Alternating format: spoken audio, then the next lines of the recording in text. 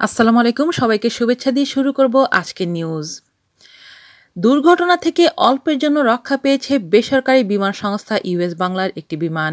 US বাংলার অভ্যন্তরীণ ফ্লাইটের বিএস ১৩৭ নং বিমানটি যাত্রী নিয়ে ঢাকা থেকে সিলেটে আসে রাত ৮টা ১০ মিনিটে। যাত্রীরা জানান বৃহস্পতিবার ১১ এপ্রিল সন্ধ্যা ৭:৩০টায় হজরত শাহজালাল আন্তর্জাতিক বিমানবন্দর থেকে উড্ডয়ন করে বিমানটি। আকাশে ওড়ার মুহূর্তে বিমানের চাকা ফেটে যায়। এই অবস্থায় ঝুঁকি নিয়ে সিলেটের এমএজি ওসমানী বিমানবন্দরে পৌঁছে বিমানটি। যাত্রীরা আরও জানান দুর্ঘটনা থেকে অল্পের জন্য রক্ষা পেয়েছে ওই ফ্লাইট। চাকা ফেটে যাওয়ার খবরে মাঝ আকাশে রুদ্ধশ্বাস পরিস্থিতির সৃষ্টি হয়।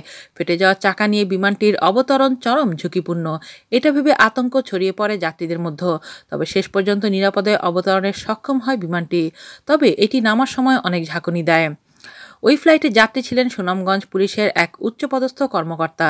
নাম প্রকাশ না করে তিনি বলেন, যানবাহনের মতো বিমানগুলোর ফিটনেস চেক করা এখন একান্ত জরুরি।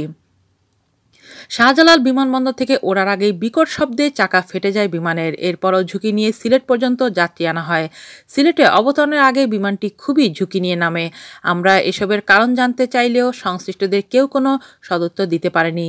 চাকা ফাটার খবরে মাঝ আকাশে বিমানে অনেক নারী ও শিশু ভয়ে কান্নাকাটি করেছেন। তিনি আরও বলেন, মন্ত্রণালয় থেকে এসব বিমান চেক করার জন্য একটি কমিটি করা খুবই জরুরি, তা না হলে যে কোনো সময় মারাত্মক দুর্ঘটনা ঘটতে পারে। এসব তথ্যের সত্যতা নিশ্চিত করেন সিলেট এমএজি ওসমানী বিমানবন্দর ব্যবস্থাপক হাফিজুর রহমান।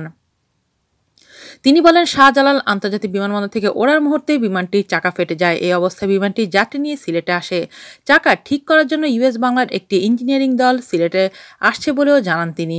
আজ এ পর্যন্তই। আল্লাহ হাফেজ।